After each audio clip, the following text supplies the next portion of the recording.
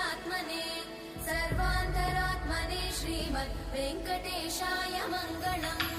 स्वतः सर्वविदे सर्वशक्तये सर्वशेषिने सुलभाय सुशीलाय वेङ्कटेशाय मङ्गलम्।